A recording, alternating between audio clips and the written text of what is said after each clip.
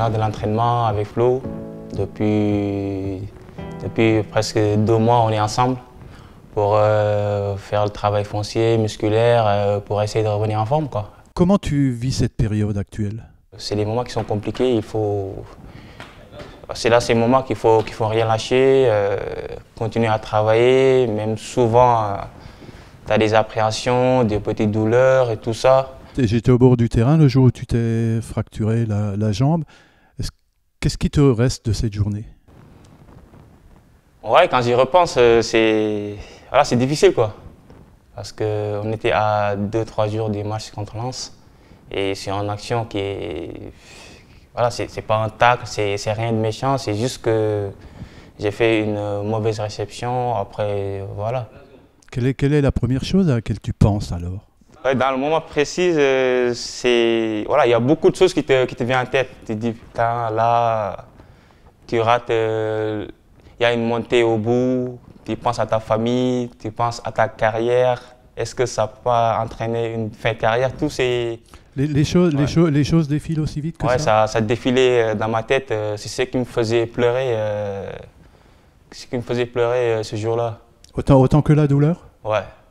Ouais, ce qui est plus difficile, c'était de recommencer la course sur le terrain que je me suis blessé, comme je vous disais tout à l'heure.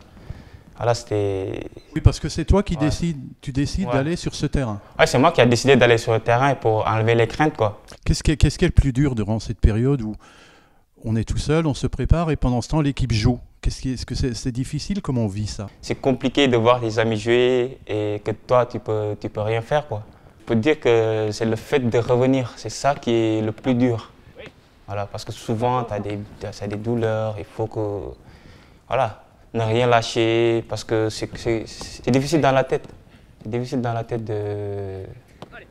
d'essayer de dégager toutes les appréhensions. Comment tu qualifies aujourd'hui ton état physique? Ouais, physiquement, il va falloir prendre le temps de bien travailler parce que j'avais déjà perdu beaucoup de muscles sur la jambe droite.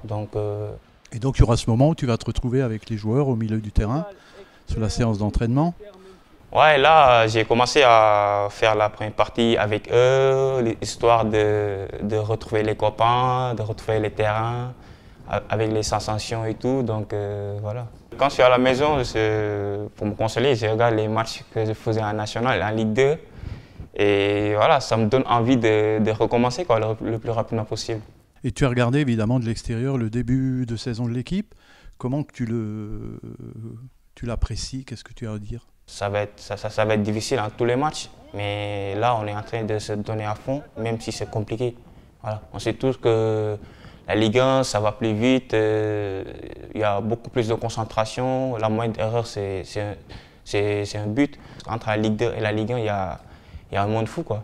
Donc je viens regarder les matchs tout en étant conscient qu'un jour, il va falloir être prêt pour être sur le terrain.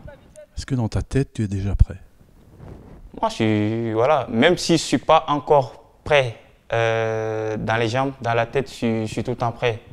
Voilà. Je me dis que tôt ou tard, mon heure va sonner, revenir sur le terrain, mouiller le maillot de Strasbourg, quoi.